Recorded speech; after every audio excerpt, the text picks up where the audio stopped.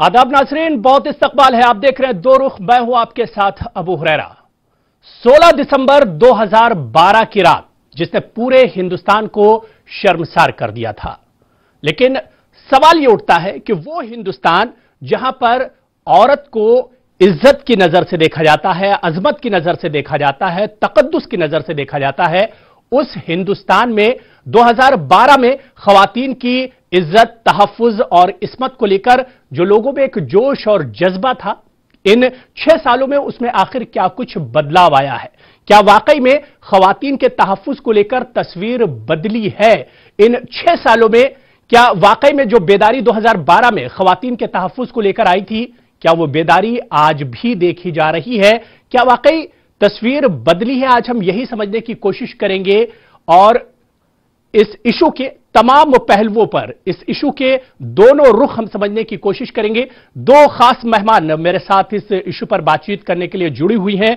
उन मेहमान से भी हम समझने की कोशिश करेंगे कि आखिर इन 6 सालों में, यानी 2012 से लेकर 2018 तक, क्या खवातीन के तहफ्फुज की बात करें, इस्मत की बात करें, तकद्दुस की बात करें, क्या इसमें बदलाव नजर आया है? इस पर बात करेंगे। दो खास मेहमान मेरे साथ जुड़ी हुई हैं। बहुत जल्दी अपने मेहमानों का मैं आपसे तारुफ करा दें। मेरे साथ लखनऊ से बहुत खास शख्सियत ताहिरा हसन साहिबा, जो कि सामाजिक कारकुन है, विमेन एक्टिविस्ट हैं और खवातीन की फलाह बहबूद के लिए बहुत जद्दोजहद करती रही हैं और उनके इश्यूज पर ताहिरा हसन साहिबा की बहुत गहरी नजर रहती है। ताहिरा हसन साहिबा न्यूज़ 18 उर्दू में दो रुख में आपका बहुत इस्तकबाल करते हैं। इसके अलावा एक और खास मेहमान मेरे साथ डॉक्टर मुबीन जहरा साहिबा जुड़ी हुई है दिल्ली से। डॉक्टर मुबीन जहरा भी किसी तारुफ की मोहताज नहीं है, सामाजिक कारकुन है और खवातीन के लिए बहुत काम आपने किया है। खवातीन के फलाह बहबूद के लिए बहुत कुछ आप करती रही हैं और कर भी रही हैं मौजूदा वक्त में। डॉक्टर मुबीन जहरा, आपका भी न्यूज़ 18 उर्दू और दो रुख में बहुत इस्तकबाल करते हैं। सबसे पहले डॉक्टर मुबीन जहरा साहिबा, आपसे ही हम शुरुआत करना चाहेंगे कि निर्भया कांड को 6 साल मुकम्मल हो गए। 2012 की वो शर्मनाक रात और आज 2018, क्या कुछ तस्वीर आपको बदली हुई नजर आई? क्या कुछ बदलाव इन 6 सालों में आपने खवातीन के तहफ्फुज को लेकर देखा? देखिए अबू हुरैरा जी, मुझे लगता है कि आज का जो दिन है 16 दिसंबर, ये हम सबके लिए एक हिस्टोरिकल, अगर आप माने, औरतों के खिलाफ होने वाले जो वायलेंस है, जो जुर्म है, अगर उसको देखा जाए और उससे रिलेटेड अगर हम कुछ चेंजेस अपने सिनेरियो में देखते हैं, अपने समाज में देखते हैं, तो उस मायने में ये एक हिस्टोरिकल इवेंट है। उसके साथ साथ मुझे ऐसा लगता है कि एक औरत होने के नाते जब भी ये तारीख करीब आती है, पिछले 6 सालों में, कहीं ना कहीं हम सबको ये एक तकलीफ़ वाली यादों से जोड़ती है। हम सब जानते हैं कि किस तरह से इस वाक़े ने हम सबको अंदर से हिला दिया था और कई ऐसे चेंजेस आए थे, लॉज में चेंजेस आए थे और पूरा समाज जो है वो बेदार हुआ था और सबको ये एहसास हुआ था कि कहीं ना कहीं जो हमारे समाज में जो औरतें हैं वो बिल्कुल सेफ नहीं हैं, उसके खिलाफ होना चाहिए, कुछ ना कुछ एक मजबूत चेंज आना चाहिए। लेकिन ये तो एक अंदाज़न ये एक पर्सपेक्टिव हुआ। लेकिन जो दूसरा पर्सपेक्टिव, जब हम स्टैटिस्टिक्स की बात करते हैं हुरैरा जी, तो कहीं ना कहीं हम ये देखते हैं 2007 से के बाद, जब ये घटना हुई 2012 में जब हुआ, फिर उसके बाद हम जब 2016 में आते हैं तो हम ये देखते हैं कि 83% रिपोर्टिंग बढ़ी है। सेक्सुअल क्राइम अगेंस्ट वुमेन की जो रिपोर्टिंग है वो बढ़ी है। लेकिन उसके साथ साथ हम ये भी देखते हैं कि जो रेप के केसेस हैं वो बढ़े हैं। औसतन जो रेप के केसेस होते थे, पहले रिपोर्टेड होते थे, वो भी बढ़े हैं। तो कहीं ना कहीं रिपोर्टिंग बढ़ी है, लेकिन ये एक हमारे लिए बहुत ही फिक्र का मकाम है कि अगर रिपोर्टिंग बढ़ रही है तो बेदारी औरतों में आ रही है, उन्हें लग रहा है कि उनके साथ जो नाइंसाफ़ी हो रही है उसके खिलाफ वो आवाज़ उठाएं। लेकिन मुझे बहुत अफसोस के साथ कहना होगा कि हमारे समाज में वो चीज़, वो बदलाव हमें कहीं नहीं नज़र आ रहा है। आप देखिए कि औरतें ना घर में सेफ है, ना वो बस में सेफ हैं, ना वो अपनी गाड़ी में खुद अगर वो चला रही हैं वो सेफ हैं। कोई ऐसी जगह नहीं है जहां औरतों को ये महसूस हो कि वो महफूज हैं और वो मतलब अपनी सेफ्टी को लेकर वो एक और ये एक सोच की बात सिर्फ मेरी और औरतों के लिए नहीं है, ये एक बहुत ही फिक्र का मकाम हम सबके लिए है कि जहां एक तरफ तो हम बेटी बचाओ बेटी पढ़ाओ की बात करते हैं, वहीं हम दूसरी तरफ देखते हैं कि चाहे वो पढ़ी लिखी बेटी हो, चाहे वो एक मासूम बच्ची 5 साल की बच्ची हो। अभी रिसेंटली एक बच्ची 5-6 साल की बच्ची के साथ मैंने अभी पढ़ा कि रेप की वारदात हुई है। तो कहीं ना कहीं मुझे ऐसा लगता है हम दो एक ऐसे ऑपोजिट्स में जी रहे हैं जहां एक ऐसा मकाम है कि लोग कोशिश कर रहे हैं, बात कर रहे हैं, लेकिन कहीं ना कहीं हम सब में वो एक लैकुने आ गया है, वो एक क्या कहें, मैं उसको क्या कहूं, मैं इसको ये कहूंगी कि एक जिम्मेदारी कोई नहीं लेना चाह रहा। और सबसे बड़ी बात मैं यहाँ पे कहना चाहूंगी कि जब कोई लॉ बनता है, जब कोई एक चेंज आता है तो उसमें कहीं ना कहीं हम सियासत बहुत देखते हैं, उसको लेकर सियासत होती है, लेकिन बदलाव कौन लाएगा? हम और आप लाएंगे। तो कहीं ना कहीं समाज। डॉक्टर मुबीन जहरा साहिबा जी, डॉक्टर मुबीन जहरा साहब, आपने जो सियासत वाली बात कही इस पर भी आएंगे और बहुत जल्दी से इन 6 सालों में क्या कुछ तस्वीर बदली है। ताहिरा हसन साहिबा से भी हम रिएक्शन ले लेते हैं।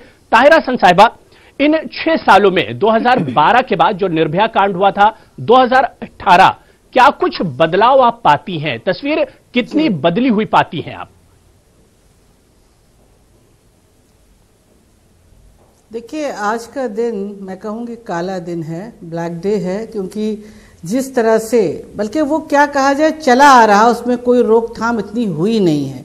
लेकिन ये जरूर है कि निर्भया के बाद जो सबसे पॉजिटिव बात थी अबू हुरैरा साहब, वो ये थी कि पूरे हिंदुस्तान में लोग सड़कों पे उतरे थे। सिर्फ औरतें नहीं, हमारे नौजवान लड़के उतरे थे, लड़कियां उतरी थी, औरतें बुजुर्ग सब उतरे थे और एक मजबूत आंदोलन इस हीनियस क्राइम के खिलाफ हुआ था, जिससे कि मजबूरन उस समय की सरकार को एक जस्टिस वर्मा कमेटी गठित करना पड़ा था और एक मजबूत कानून, जिसको मैं कहूंगी बहुत मजबूत कानून जस्टिस वर्मा ने बनाकर हमको दिया था।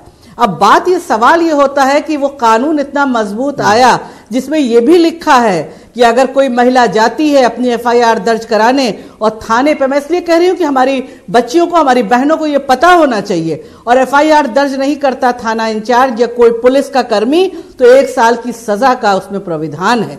आप सोचिए, इतना मजबूत ये कानून है, लेकिन मैं उत्तर प्रदेश में कहती हूं कितने लोगों को सजा दी गई मुझे तो एक भी नहीं पता। मैं अपने प्रदेश के बारे में कहती हूं, कानून बन जाता है, पेपर पे रहता है, इसी वजह से क्राइम बढ़ता रह रहा है। हम में बेदारी आनी चाहिए, बिल्कुल आनी चाहिए। सरकारें भी स्लोगन दे के आती है, से कहा अभी हमारी बहन ने, बेटी पढ़ाओ बेटी बचाओ, तो कैसे बेटी जब बची नहीं रही तो पढ़ेगी कैसे? लेकिन सवाल यह है कि हम और आप सिर्फ चेंज नहीं ला सकते हैं। जो कानून बनता है, क्या आप लॉलीपॉप देते हैं? ये कानून जो बना है, इसको इंप्लीमेंट कौन करेगा?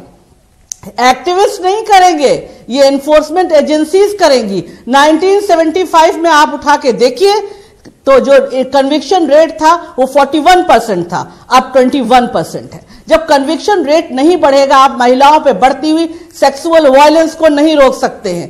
क्यों हम फास्ट ट्रैक कोर्ट की बात कहते रहे? उत्तर प्रदेश में 2016 में योगी सरकार ने 100 फास्ट ट्रैक कोर्ट की बात की थी, अभी नहीं बने हैं। फास्ट ट्रैक कोर्ट नहीं रहेंगे तो हमारी जो महिलाएं हैं, हमारी जो हाशिया के समाज की महिलाएं हैं, उनके साथ क्या होगा? उनके साथ बलात्कार करके, रेप करके, ये जो मसल पावर और ये मनी पावर वाले लोग हैं, ये निकल जाएंगे और दोबारा उससे ज्यादा बड़ा हीनियस क्राइम करेंगे। बात थी कि पैनिक बटन्स होंगे बसेस में। हमारी बच्चियां, हमारी महिलाएं जो कम्यूट करती हैं, जाती हैं, बाहर काम करती हैं, तो क्या काम करने से उनको रोक के चहारदीवारी में ढकेलने की साजिश है? तो क्यों नहीं अभी तक पैनिक बटन्स लगे? क्यों नहीं महिलाओं के लिए सुविधा उपलब्ध कराई गई? पूरी चीजें जो 3000 करोड़, मेरा सवाल है, जो निर्भया फंड आया था जिसमें 661 स्टॉप 1 सेंटर खुलने थे, हेल्पलाइन बननी थी, कितनी हेल्पलाइन बनी, कितने सेंटर खुले अभी तक? अभी जितने खुलने थे वो नहीं खुले। क्यों नहीं खुले इन पूरे 8 सालों में? सवाल ये है। और कहां कहां ये लैप्स हुए हैं फंड, इसकी भी ट्रांसपेरेंसी चाहिए। और क्यों लैप्स हुए हैं फंड? जब महिलाओं पे हिंसा बराबर बढ़ रही है और क्राइम का रिपोर्टिंग बढ़ी है, लेकिन क्राइम में कन्विक्शन रेट नहीं बढ़ा है। रिपोर्टिंग बढ़ने से कुछ नहीं होने वाला। हमारी बहनों में, हमारी बच्चियों में बेदारी आई है, वो अब निकल के जा रही हैं, हेड ऑन ले रही हैं। अब मीटू के बाद अब औरतों को ये नहीं है कि अपनी इज्जत से जोड़ के देखते थे इज्जत बचाओ, अब मर्दों को साबित करना है कि उनकी इज्जत है कि नहीं। After me too this has happened. लेकिन कन्विक्शन रेट क्यों बढ़ाएंगे आप? कन्विक्शन रेट बढ़ाने के लिए जो जो बातें जस्टिस वर्मा कमेटी में कही गई थी, जो कानून में बनी थी, वो अभी तक क्यों नहीं की गई? बिल्कुल डॉक्टर मुबीन जहरा जी, क्या कितना इत्तेफाक करती है ताहिरा हसन साहब जिस तरह से कह रहे हैं कि भाई बेदारी जरूर आई है, लेकिन जो कानून का किरदार होना चाहिए, जो सरकार का किरदार होना चाहिए, उसमें एक तरह से कमी नजर आती है। नहीं, बिल्कुल। देखिए, मैंने शुरू में ही कहा था कि ये कोई एक 1:1 फॉर्मूला नहीं है, क्योंकि ये देखिए, सबसे बड़ी बात ये है कि आप मुझे ये बताइए कि जब हम आप जानते हैं कि निर्भया केस जब हुआ था तो उसकी वजह से एक सरकार जो है वो पूरी उसको अपनी सत्ता खोनी पड़ी थी, उनकी हुकूमत चली गई थी। लेकिन क्या बदला? कुछ नहीं बदला। जैसे हम इस बात पे मानते हैं, हम सब इस बात पे एक मत हैं कि there has been no change in crime against women. लेकिन हमें ये समझना होगा कि क्या वो बेदारी एज अ वोटर हम में है? क्या विमेन इश्यूज जो होते हैं, विमेन सेफ्टी को लेकर जो इश्यूज होते हैं, उनको केवल एक एजेंडा बनाया जाता है जब वोट चाहिए होता है, जब इलेक्शन करीब होते हैं तब उसको एक मुद्दा बनाया जाता है। मैं उस पार्टी का नाम नहीं लूंगी, लेकिन क्योंकि दिल्ली में हमने देखा है कि ये वादे किए गए थे कि सीसीटीवी लगेंगे, और अभी कुछ दिन पहले दिल्ली की एक बस में एक बच्ची के सामने एक शख्स ने बदतमीजी की, और एक और ऐसी वारदात हुई जहां उस लड़की ने अकेले उसके साथ हाथापाई की और अपने को बचाया। तो कहां हम जा रहे हैं? कौन जिम्मेदारी लेने वाला? तो कोई नहीं है। जिम्मेदारी ना सरकार ले रही है, ना समाज ले रही है। तो मैं ये कहना चाहूंगी यहाँ पे कि कहीं ना कहीं हमें एक कलेक्टिव रिस्पॉन्सिबिलिटी लेनी होगी। हमें ये हमें तय करना होगा कि हमारा एजेंडा वुमेन सेफ्टी है कि नहीं है। केवल इसलिए क्योंकि अब इलेक्शन मोड आ रहा है, हमें आप देखिए 50% वोटर्स हैं। अगर औरतें डिसाइड कर ले तो क्यों नहीं हो सकता? लेकिन हमारे लिए प्रायोरिटी विमेन इश्यूज प्रायोरिटी नहीं है। और दूसरी बात मैं यहाँ ये भी कहना चाहूंगी कि हमें थोड़ा सा सोशियोलॉजिकल पर्सपेक्टिव भी देखना है कि आज भारत एक one of the growing economy है, तो जो क्राइम का जो एक नेचर है वो भी चेंज हो रहा है, क्राइम अगेंस्ट वुमेन। आप देखिए कि औरतें जो हैं अर्बनाइजेशन जो है वो बढ़ रहा है, तो कहीं ना कहीं औरतें जो हैं उनका पार्टिसिपेशन वर्कफोर्स में बढ़ रहा है। मैं दो रीजन जो स्टैटिस्टिक्स बताए गए हैं, 2 रीजन बताए गए हैं भारत में महिलाएं अपने को अनसेफ क्यों महसूस करती हैं, सिक्योरिटी को लेकर क्यों चिंतित है। उसमें से सबसे पहला रीजन है सेक्सुअल वायलेंस। उसके साथ दूसरा रीजन है कि कहीं ना कहीं वो अपने आप को कुछ ऐसे ट्रेडिशंस, कुछ ऐसे कल्चरल इश्यूज हैं जिनको लेकर वो अपने को बंधा हुआ महसूस करती हैं। तो कहीं ना कहीं हमें जो है कई पर्सपेक्टिव पे काम करना है। हमें सोसाइटी को तो सेफ बनाना है औरतों के लिए। Laws, rules and Verma committee report की बात ही उसमें कई ऐसे बदलाव आए, जैसा कि मेरी बहन ने अभी कहा, बिल्कुल कई पॉजिटिव बदलाव आए। लेकिन वो इम्प्लीमेंट कौन करेगा? वो इम्प्लीमेंट तो वही करेगा जिसके अंदर मंशा होगी, जिसके अंदर इच्छा होगी कि वो चाहे कि हमारे जो मुल्क की औरतें हैं वो सेफ रहें। मैं आपको बताऊं कि आप ग्लोबल जेंडर गैप रिपोर्ट अगर आप देखते हैं तो भारत कितनी मतलब उस सेफ्टी में औरतों के उसमें आज अगर दुनिया में 10 सबसे ज्यादा शहर जो अनसेफ माने जाते हैं औरतों के लिए, उसमें मुल्क माने जाते हैं अनसेफ औरतों के लिए, उसमें भारत का भी हिस्सा है। अफगानिस्तान, सीरिया और ऐसे मुल्कों के बाद भारत का भी नाम उसमें आता है। तो कहीं ना कहीं हमें सिर्फ ये हमें आलमी तौर पर भी देखना है कि हमारे समाज की औरतों की क्या स्टैंडिंग है, हम विश्व को क्या, अगर हम यहाँ दुनिया का में ग्लोबल लीडर बनने के तौर पर आगे बढ़ रहे हैं तो क्या हमारे जो महिलाएं हैं उनके साथ होने वाला जो वायलेंस है, क्या वो हमारे ग्लोबल लीडरशिप के बीच में नहीं आ रहा है?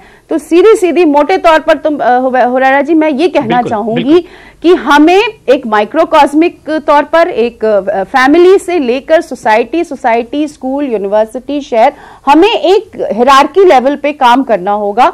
और वो बच्ची जो अपनी जान खो बैठी निर्भया, मुझे लगता है उसने हम सब के बीच एक जोत जगाई है, जो एक महिलाओं को लेकर इंसाफ की बात होने लगी। तो उस जोत को जलते रहना है। और मैं आपके चैनल को मैं मुबारकबाद क्या दूं, लेकिन मैं इसको अप्रिशिएट करूंगी कि आज आपके चैनल में इतने इंपॉर्टेंट इश्यू पे डिस्कशन रखा। तो मुझे लगता है वो सोच हमें मरने नहीं देना है, वो सोच जो चिंगारी उसको कंटिन्यू करना है। जी बिल्कुल, मुझे भी लगता है कि इन 6 सालों में निर्भया को सभी लोगों ने भुला दिया है। ताहिरा हसन साहिबा, अब सवाल ये उठता है कि खवातीन पर जो जुल्म हो रहा है या निर्भया कांड के बाद जिस तरह से खासतौर से खवातीन में, महिलाओं में जो एक गुस्सा, एक नाराजगी देखी जा रही थी इस तरह के वाकयात को लेकर, उसमें भी 2018 आते आते वो शिद्दत नहीं रह गई है। आज कोई भी महिला, मर्दों की बात आप छोड़ दीजिए, कोई भी महिला, कोई भी खातून आज निर्भया को उन्होंने याद नहीं किया।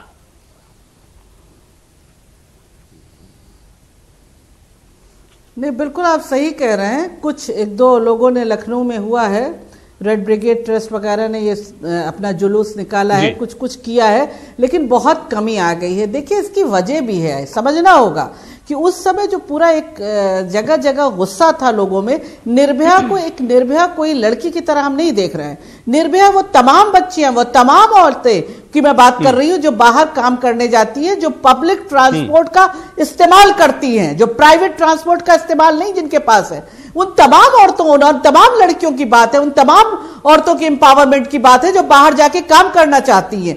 आप उनको चहारदीवारी में ढकेलना चाहते थे, ये उस वक्त महिलाओं ने, औरतों ने समझा था, वो सड़कों पे निकली थी। और उस तरह की जो भी मानसिकता रखते थे, माइंडसेट, वो तमाम पुरुष भी उनके साथ, मैं फिर कहूंगी, खड़े हुए थे। कोई भी आंदोलन, कोई भी मूवमेंट तभी स्ट्रांग होता है जब तमाम लोग उसमें आते हैं और उस मूवमेंट को मजबूती देते हैं। तो उस वक्त हमने वो देखा था, वो थोड़ा थोड़ा डाइल्यूट हुआ है, इसमें कोई शक शुबे की बात नहीं है। लेकिन चीज ये है कि अगर महिलाओं पे हिंसा बढ़ती जा रही है, सेक्सुअल वायलेंस बढ़ता जा रहा है, 5 साल की बच्ची, अभी लखनऊ में कुछ महीनों पहले 5 साल की बच्ची के साथ हुआ था, तो ये सवाल उठता है कि अगर पॉलिटिकल विल है इन पॉलिटिकल पार्टियों में, मैं सभी पॉलिटिकल पार्टियों को कह रही हूं, पॉलिटिकल विल है अगर, तो उनको कन्विक्शन रेट बढ़ाना होगा। जब हमारा सांसद जो कानून बनाता है, निर्भया के बाद आप याद करिए कि क्या क्या बयान आए थे। बलात्कार भारत में नहीं होता है, इंडिया में होता है, समझे आप। और लक्ष्मण रेखा होती है, लक्ष्मण रेखा क्रॉस करेंगे, लड़कों के साथ जाएंगे तो क्या होगा, मंत्र पढ़ लेती। तो जाहिर है उस लक्ष्मण रेखा को अब लड़कियां, औरतें, महिलाएं निकलकर उसमें असॉल्ट कर रही हैं। वो पूछ रही है कि लक्ष्मण रेखा किसने बनाई जनाब। तो जाहिर है इस तरह का, अब ये महिलाएं जो हैं जागरूक होकर अपनी लड़ाई लड़ रही हैं। ये नहीं कहा जा सकता कि औरतें नहीं लड़ रही हैं, मैं कहूंगी औरतें बखूबी लड़ रही हैं, हेड ऑन ले रही हैं। इन सरकारों में पॉलिटिकल विल नहीं है जो मजबूत कानून बने उनको इंप्लीमेंट करें। और आज भी हमको ये लड़ाई मजबूती से, लामबद्ध तरीके से खड़े होकर लड़ना है कि ऐसे तमाम नेताओं को, तमाम सांसदों और विधायकों को बिल्कुल टिकट नहीं मिलना चाहिए जो लड़ाई थी हमारी, जो महिलाओं के साथ होने वाले वायलेंस में है, या इस तरह की देके, इस तरह की टिप्पणियां करके जो चले जाते हैं। मैंने कहा ना, ऐसे लोगों को जब तक आप पनिश नहीं करेंगे, दंडित नहीं करेंगे, तो ये इससे बड़ा क्राइम करके आगे निकलेंगे। सही। इसी से रिलेटेड मेरा सवाल, डॉक्टर मुबीन जहरा जी, क्या वाकई में जो बात ताहिरा हसन साहिबा कह रही है कि भाई जो खवातीन, जो महिलाएं बड़ी बड़ी सियासी पार्टियों से जुड़ी हुई हैं और अच्छे अच्छे पद हैं उनके पास, अच्छे अच्छे ओहदे हैं, लेकिन जब खवातीन के मसाइल आते हैं, खवातीन के साथ वायलेंस या हिंसा की बात आती है, तो वो भी एक तरह से पॉलिटिकल, एक तरह से उसी में उलझ कर रह जाती हैं, सियासत में ही उलझ कर रह जाती हैं, ना कि खवातीन की फलाह बहबूद की वहां पर वो बात नहीं करती हैं। नहीं, देखिए मैं आपकी इस बात को थोड़ा दूसरी तरह से लूंगी। ये बिल्कुल इसमें कोई राय क्या, इसमें कोई शक नहीं है कि मैं तो ये कहूंगी कि किसी भी पार्टी की कोई पॉलिटिकल विल महिलाओं का मुद्दा नहीं है। ये तभी मुद्दा बनाया जाता है, उसको इश्यू बनाया जाता है जब उनको कोई पॉलिटिकल गेन नजर आता है। ये बिल्कुल मतलब इसमें कोई दो राय नहीं है। मुझे लगता है मेरी बहन भी इस बात को मानेंगी। लेकिन दूसरी बात ये है कि हमने हाल ही में आपने देखा होगा कि जो हाँ बिल्कुल आपने कहा इस बात को, जो मी टू मूवमेंट चला था उसमें हमने देखा कि कितने बड़े बड़े नाम, कितने मतलब कितने इज्जत सो कॉल्ड इज्जतदार जो नाम है वो इसमें आगे आए। तो ये एक ऐसा मुद्दा है कि सबसे बड़ी बात यह है कि ये एक पॉलिटिकल इशू नहीं बनना चाहिए। इसको हमें पॉलिटिक्स से अलग करके इसको एक सामाजिक मुद्दा बनाना चाहिए। और जैसा कि मैंने अभी थोड़ी देर पहले ये कहा कि हमारी ग्लोबल रिप्रेजेंटेशन, तो ये डॉक्टर मुबीन ज़हरा जी, ये हमने हालिया दिनों में कठुआ के मामले में ये देखा। कठुआ में जिस तरह से का घिनौना वाकया सामने आया था, वहां पर जमकर सियासत हुई। जी नहीं, तो सियासत कौन कर रहा है? ये सियासत जो है वो पॉलिटिकल पार्टीज कर रही। मैं वही कहने की कोशिश कर रही हूं कि सियासत जो लोग कर रहे हैं उनको सियासत करने का मौका तभी मिलता है जब हम इसको एक पॉलिटिकल इशू बनाएंगे। ये पॉलिटिकल इशू नहीं है, ये हमारे समाज की औरतों से रिलेटेड इशू है, मतलब औरतों की सेफ्टी से रिलेटेड इशू है। ये सबके लिए एक कॉमन सोशल एजेंडा होना चाहिए कि अगर आप चाहें तो किसी भी पॉलिटिकल पार्टी का सोशल जो एक इंपैक्ट होता है, अगर आप देखेंगे तो उसमें हर पॉलिटिकल पार्टी अपने सोशल इंपैक्ट में जीरो नंबर लाती है मेरे हिसाब से। क्योंकि कोई भी पॉलिटिकल पार्टी का कोई भी मंशा या कोई भी एक उनके अंदर जज्बा है ही नहीं कि वो औरतों को लेकर कहीं ना कहीं कुछ काम करें। क्योंकि जैसा आपने कहा कि जो उन पार्टियों में जो अहम ओहदों पे जो औरतें हैं, वो भी उनके भी जो स्टेटमेंट्स होते हैं जो है वो पार्टी लाइन से आगे नहीं जाते। लेकिन उसमें भी कहीं ना कहीं कुछ ऐसी औरतें हैं जिन्होंने अपनी पार्टी लाइन से हट के भी बयान दिए हैं, तो उसको भी हमें अप्रिशिएट करना चाहिए। लेकिन मेरा ये मानना है कि अगर हम इसको पॉलिटिकल मुद्दा बनाएंगे, अगर हम इसको सियासत का मुद्दा बनाकर इसको उनके लिए एक ओपन फील्ड दे देंगे पॉलिटिशियंस के लिए, तो मुझे लगता है ये हमारे लिए एक नाकामी होगी। मेरा सीधा ये मानना है कि किसी भी पार्टी को एक मिनट मुझे कंप्लीट करने दीजिए। मेरा ये मानना है कि अगर आपको किसी भी पार्टी का सोशल इंपैक्ट देखना है तो उसके लिए आपको ये देखना होगा कि उस पार्टी का सोशल एजेंडा क्या है। पॉलिटिकल एजेंडा और सोशल एजेंडा जो है वो कहीं ना कहीं इंटरमिंगल नहीं होना चाहिए। लेकिन अफसोस की बात यह है, तकलीफ की बात यह है कि हम लोग खुद इसको इंटरमिंगल करते हैं, इसको मिक्स कर देते हैं और कहीं ना कहीं उसमें हमारे लिए ही कोई काम नहीं होता है। बिल्कुल ताहिरा जी, जो बात डॉक्टर मुबीन ज़हरा साहिबा ने कही उसी को मैं और आगे बढ़ाऊंगा, क्योंकि बड़ी बदकिस्मती है अभी हमारे मुल्क की या हम लोगों की या समाज की बदकिस्मती कह लीजिए कि अब इस तरह के घिनौने वाकयात को मजहब से जोड़कर देखा जा रहा है। कई इस तरह के वाकयात हुए हैं। जी बिल्कुल, मैं यही अभी कहने जा रही थी कि हम औरतों को यह समझना है कि हमें अपनी आजादी की कॉज पर ये धर्मों में, रिलीजन में ना बांटें। औरतें हैं, उनके मसले एक हैं। बिल्कुल, ये बात अलग है कि माइनॉरिटी और दलित महिलाओं के मसले थोड़े फर्क है, क्योंकि वो 3 तरह की तलवारें उन पे लड़की, 3 तरह की वो झेल रही हैं डिस्क्रिमिनेशन। एक तो वो औरत है, दूसरा ऑप्रेस क्लास की औरत है और तीसरा वो मुस्लिम और दलित है। तो उनका थोड़ा सा मसला फर्क होगा, लेकिन वैसे औरतों को मेरा मानना है ना बांटा जाए। लेकिन मैं एक बात से अपनी बहन की नहीं इत्तेफाक करती, ये बिल्कुल एक सोशल इशू भी है, लेकिन जो भी है इसको बिना पॉलिटिक्स के हम सॉल्व कैसे करेंगे? जो कानून बनेंगे, अगर हमारे साथ इस तरह का हो रहा है तो उसके लिए कानून बनना होगा, और कानून को इंप्लीमेंट करने के लिए हम किसके पास जाएंगे? हम इस सरकार के पास जाएंगे, उससे ही हेड ऑन लेंगे, हम उनसे ही कहेंगे। आज भी हम उनसे ही लड़के कानूनों को इंप्लीमेंट कराएंगे, उनसे ही लड़के हम कहेंगे फास्ट ट्रैक कोर्ट बनाइए और उसका जल्दी से जल्दी कन्विक्शन रेट को बढ़ाइए आप। तो मुझे लगता है कोई मसला किस देश में नॉन पॉलिटिकल बिल्कुल नहीं है, वो पॉलिटिक्स से ही हल होगा। और उस पॉलिटिक्स के लिए महिलाओं को पॉलिटिकल होना होगा, 33% रिजर्वेशन क्या, मैं कहूंगी 50% लेना होगा और पार्लियामेंट में जाना होगा धमक के साथ, तभी ये बेहतर कानून होगा और बन के आएगा। आप देखिए पंचायत राज में महिलाएं आ गई हमारी, शुरू में तो था कि पति सरपंच रहते थे, आज पानी का इशू उनको पता है, पानी ढो के ले जाती है वो, उनको पता है कि क्या क्या मसाइब है वहां पे, वो इसको सॉल्व कर रही हैं। लिहाजा पॉलिटिकल होना और पॉलिटिकल इशू, इसको हर इशू बिना पॉलिटिक्स के आप सॉल्व कहां से करेंगे? फिर तो ये पंचायतें खाप पंचायतें करेंगे। बिल्कुल डॉक्टर मुबीन जहरा साहिबा, वक्त बहुत कम बचा है, बिल्कुल मुख्तसर में कि क्या वाकई में खवातीन को अपनी लड़ाई के लिए खुद अब सड़कों पर निकलना पड़ेगा, अपने मसाइल को लेकर खवातीन को खुद सड़कों पर आना पड़ेगा? नहीं, देखिए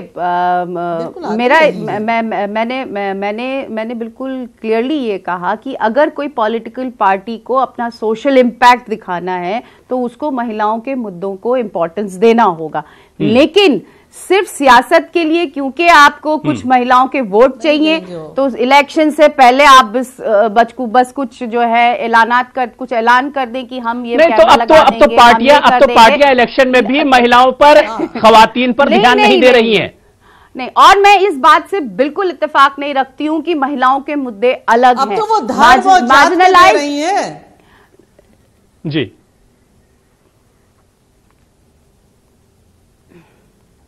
जी नहीं, देखिए ये एक बहुत हल्की एक थिन लाइन है। अगर हम महिलाएं ही अपने को डिवाइडेड समझेंगी कि इस महिला का मुद्दा अलग है, ये पर्टिकुलर सेक्शन का महिला का मुद्दा अलग है, कहीं ना कहीं एक कंपोजिट एटीट्यूड रखना है हमको महिलाओं के डेवलपमेंट के लिए, क्योंकि आज जो वक्त है वो ग्लोबलाइजेशन का वक्त है। अगर हम उसमें पॉलिटिकल पार्टिसिपेशन भी इंपॉर्टेंट है, इकोनॉमिक पार्टिसिपेशन भी इंपॉर्टेंट है, उसके साथ साथ सबसे बड़ा जो मुद्दा है वो चाहे कोई भी मजहब हो, चाहे कोई भी कल्चर हो, जहां ट्रेडिशंस हैं जो ऐसे एक पितृसत्तात्मक पेट्रियार्कल एटीट्यूड से बनाए गए हैं, उनके खिलाफ हमको आवाज उठानी है। तो कहीं ना कहीं हमें एक कॉम्पोजिट अप्रोच, बिल्कुल जाहिर सी बात है कि ये वक्त का तकाजा है कि बिल्कुल एक बराबर की हिस्सेदारी खवातीन को दी जाए और एक खवातीन में भी इत्तेहाद वक्त की एक तरह से जरूरत है। बहुत बहुत शुक्रिया, वक्त हमारे पास नहीं बचा, इशू बहुत अच्छा था। डॉक्टर मुबीन जहरा जी आपका भी बहुत बहुत शुक्रिया, ताहिरा हसन साहिबा आपका भी बहुत बहुत शुक्रिया हमारे साथ जुड़ने के लिए। जाहिर सी बात है कि खवातीन को समाज में एक नजर से देखने की जरूरत है और सबसे बड़ी बात यह कि एक महिला, यह खातून मां भी है, बीवी भी है, बेटी भी है और इसी नजरिए से खातून को देखना चाहिए, एक औरत को देखना चाहिए। और इस्लाम में तो यह भी कहा गया है कि खातून के या औरत के पैरों के नीचे जन्नत है, मां के पैरों के नीचे जन्नत है, तो उसके तकद्दुस का ख्याल रखना चाहिए, उसकी अजमत और उसकी इस्मत का पूरा ख्याल रखा जाना चाहिए। बहुत बहुत शुक्रिया, दो रुख में जुड़ने के लिए। आदाब।